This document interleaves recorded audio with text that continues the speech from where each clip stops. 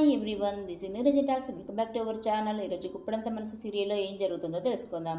Small request అండి, నేను పెట్టే ప్రతి ఒక్క వీడియో కూడా రెగ్యులర్గా ఫాలో అవుతుండండి. అలాగే స్టోరీ మొత్తం స్కిప్ చేయకుండా చూడండి. ఇప్పుడు వీడియోలోకి వెళ్ళిపోదాం. ఇప్పుడు అంటే మేడం గారు నన్ను రిషి సార్ అనుకుంటున్నారు, కానీ రేపు రిషి సార్ వస్తే తన సిచ్యుయేషన్ ఏంటో నాకు తెలియదు కదా. మేడం గారు అనుకున్నట్టు నేను రిషి సార్ని కాదు, నీ బావ రంగాని అంటాడు రంగా. అప్పుడు సరోజ, నీ మనసులో ఏ ఉద్దేశం లేకపోతే నా పెళ్లి చూపులు ఆపు బావా అని అంటుంది. రంగా, నువ్వెన్నిసార్లు అడిగినా నా సమాధానం ఒకటే, నేను ఆపను అంటాడు. నీ మనసులో ఉన్న ఆలోచన తుడిచిపెట్టి సంతోషంగా వెళ్ళి పెళ్లి చేసుకోపో అంటాడు రంగా. సరోజ, నేను పెళ్ళంటూ చేసుకుంటే నిన్నే పెళ్లి చేసుకుంటాను, ఇంకెవ్వరిని చేసుకోను అంటుంది సరోజ. అప్పుడు వసుధర బకెట్లో రాయి వేస్తూ ఉంటుంది. అది చూసి సరోజ, ఏంటి బకెట్లో రాయి పడితే నా పెళ్ళి సక్సెస్ అవుతుందని అనుకుంటున్నావా, కానీ అందులో పడలేదని చెప్పేసి ఇలా చేస్తున్నావా అంటూ మాట్లాడుతుంది. లేదు లేదు, బకెట్లో రాయి పడితే సక్సెస్ అవ్వకూడదని అనుకున్నాను, అది పక్కకు పడింది కాబట్టి నీ పెళ్లి చూపులు ఖాయం అంటుంది వసుధర. ఎచ్చి అంటూ ఆ కన్ను వెళ్ళిపోతుంది సరోజ. తర్వాత శైలేంద్ర, ఏంటి మమ్మీ ఇన్ని రోజులు వసుధర రిషి అటుగా వచ్చారు, వాళ్ళు పోయాక మను వచ్చాడు, వాణ్ణి ఏదో ఒకటి చేసి బయటికి పంపించాను, ఇప్పుడు ఆ మినిస్టర్ గారు ఏదేదో చేస్తున్నారు, నన్ను ఎండి చేయమంటే ఆ రిషి వసుధర ఎవరో ఒకరు వచ్చి నా పేరు చెప్తేనే ఆ పదవి నాకు ఇస్తారట, లేదంటే ఆ కాలేజీని గవర్నమెంట్ హ్యాండ్ ఓవర్ చేసుకుంటుందని చెప్పాడు. బాధపడకు నాన్న, నువ్వే ఎండీ అవుతావు అంటుంది దేవయాని. తర్వాత శైలేంద్ర, నాకు అర్థమవుతుంది మమ్మీ, మనం కలలు కనడం తప్ప ఆ ఎండీ సీటు సాధించుకోలేము, అసలు నాకు ఎండీ సీటు వచ్చే యోగ్యత ఉందా లేదా నాకే డౌట్గా ఉంది మమ్మీ అని అంటాడు. తర్వాత ఫణీంద్ర మహేంద్రను ఇంటికి తీసుకొస్తాడు. మహేంద్ర, నాకు ఇక్కడ ఉండడం ఇష్టం లేదన్నయ్య, నా దారిని నేను వెళ్తానన్నయ్య అని అంటాడు. ఫణీంద్ర, మహేంద్ర, నువ్వు నా తమ్ముడివి, నీకు ఇష్టం లేకపోయినా సరే నా కోసం నువ్వు ఇక్కడే ఉండాలి అని అంటాడు. దేవయాని, శైలేంద్ర, మహేంద్ర ఇక్కడ నుంచి ఇక్కడే ఉంటాడు అని చెప్తాడు.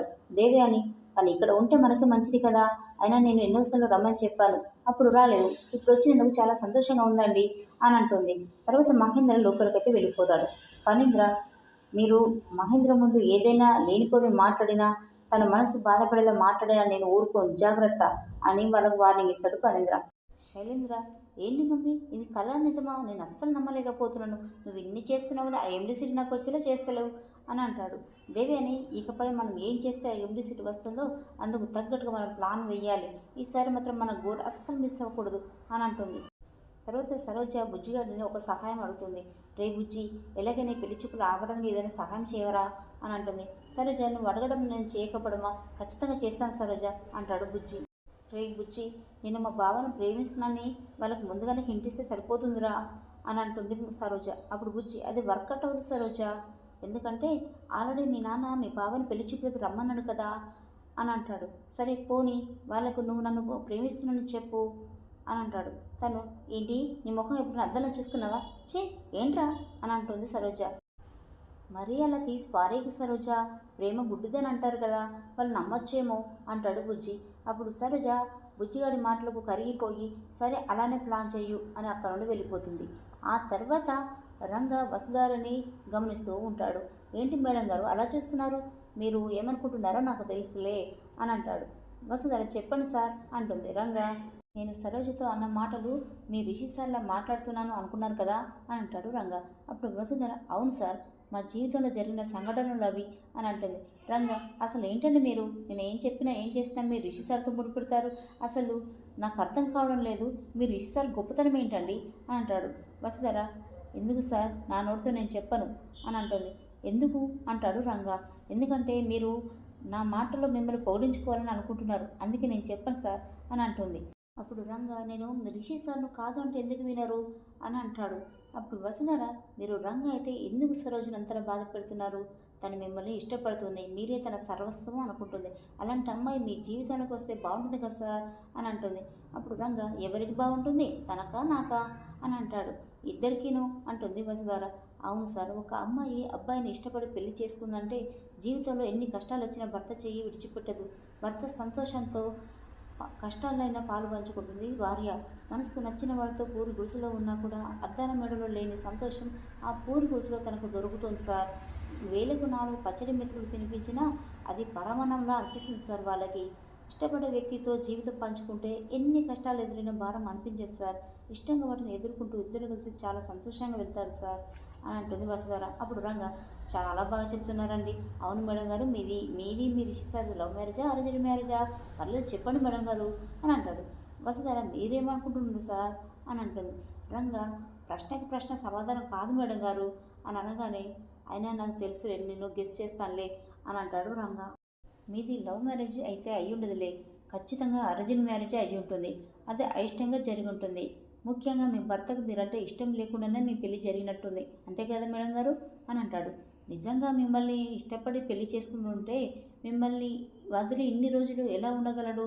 పోనీ అడ్రస్ ఏమైనా తెలియదా అనుకుంటే మీరు మీ ఇంటి దగ్గరే ఉంటున్నారు కదా, అయినా మీ దగ్గరికి రాలేదంటే ఏమనుకోవాలి? నాకు తెలిసి మీ భర్తని మీరు ప్రాణంగా ప్రేమిస్తున్నారు, కానీ నాకు తెలిసి మీ భర్త మిమ్మల్ని అంతలా ప్రేమిస్తలేడు అనుకుంటా అంటాడు రంగా. అప్పుడు వసుధర, సార్ మీరు తప్పుగా గెస్ చేస్తున్నారు సార్ అని అంటుంది. రంగా, తప్పు కాదు మేడం, నా ఆలోచన ప్రకారం నేను చెప్తున్నాను.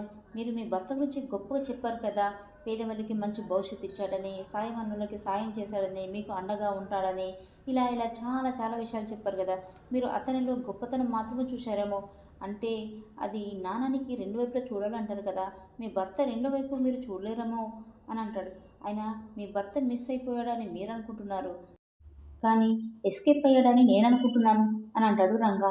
అప్పుడు వసుధరికి చాలా కోపం వస్తుంది. ఏంటి సార్ ఇలా మాట్లాడి నన్ను బాధ పెట్టాలని మీరు చూస్తున్నారు కదా, నిజంగానే నేనంటే మీకు ఇష్టం లేదా? ఇష్టం లేకుండానే నా మీద తాళి కట్టారా? ఎన్నిసార్లు నా మీద ప్రేమను వ్యక్తపరిచారు కదా, ఎన్నోసార్లు నన్ను పెళ్లి చేసుకోవాలని ఉందని చెప్పారు కదా, మన పెళ్లి తర్వాత కూడా మనం సంతోషంగా ఉన్నాం కదా సార్, ఇప్పుడు ఎందుకు ఇలా మాట్లాడుతున్నారు? అంటే నిజంగానే ఇష్టం లేకుండానే పెళ్లి చేసుకున్నారా? జగతి మేడం కోరిక మేరకు నన్ను పెళ్లి చేసుకున్నారా? చెప్పండి సార్ అని అంటుంది వసుధర. అప్పుడు రంగా, ఏంటి మేడం ఏదేదో చెప్తున్నారు? ఏంటి మేడం గారు, నేను మిమ్మల్ని పెళ్లి చేసుకోవడం ఏంటి? నేనేదో లవ్ మ్యారేజో అరేంజ్డ్ మ్యారేజో అని అనవసరమైన టాపిక్కి తీసుకొస్తే మళ్ళీ మీరు మీ రిషి సార్తో లింక్ చేసి మాట్లాడుతున్నారేంటి? మిమ్మల్ని నేను పెళ్లి చేసుకున్నానని మాట్లాడుతున్నారేంటి? అయినా గట్టిగా మాట్లాడకండి, చుట్టుపక్కల వాళ్ళు వింటే మా ఇంటి పరువు పోతుంది. ఆల్రెడీ మా ఊర్లో వాళ్ళు ఇంటికి వచ్చి మాట్లాడారు కదా, ఇంకెప్పుడు అలా మాట్లాడకండి. మీతో ఎక్కువసేపు మాట్లాడినా ప్రాబ్లమే అంటూ అక్కడ నుండి వెళ్ళిపోతాడు రంగా. తర్వాత దేవయాని, ఏంటి మహేంద్ర మమ్మల్ని అనుమానిస్తున్నావా అని అంటుంది. మహేంద్ర, మిమ్మల్ని అనుమానించకపోతే తప్పు, కానీ అనుమానిస్తే తప్పేంటి వదిన గారు అని అంటాడు. శైలేంద్ర, అనుపమ మిమ్మల్ని వదిలిపెట్టి వెళ్ళిపోతే మీరు మమ్మల్ని అనుమానించడం కరెక్ట్ కాదు బాబాయ్ అని అంటాడు. మహేంద్ర, ఇన్నాళ్ళు నాతో ఉన్న అనుపమ సడన్గా ఎందుకు వెళ్ళిపోయింది అని అంటే దేవయాని, అది మాకేం తెలుసు, మీ దగ్గరకు వచ్చేటప్పుడు మాకు చెప్పొచ్చునా, మీ దగ్గర నుండి వెళ్ళిపోయేటప్పుడు నాకు చెప్పడానికి అంటుంది. తెలివిగా మాట్లాడకు వదినా, ఇన్ని సమస్యలు వచ్చిన అనుపమ మాకు దూరంగా ఉండాలని ఏ రోజు అనుకోలేదు. జగతి చనిపోయిన తర్వాత కూడా తను ఎంత బాధపడిందో నాకు తెలుసు. మాకెన్ని సమస్యలు ఎదురైనా తన సమస్యగా భావించి మాకు తోడుగా నిలిచి మాకు మానసిక ధైర్యం చెప్పింది అనుపమ. అలాంటిది ఈరోజు ఒంటరిగా వదిలేసి వెళ్ళిపోయిందంటే ఏమనుకోవాలి వదిన గారు అని అంటాడు. మరి మా వీడియోస్ మీకు ఎలా ఉన్నాయో, మీకు నచ్చితే ప్లీజ్ లైక్ అండ్ సబ్స్క్రైబ్ కూడా మర్చిపోవద్దు.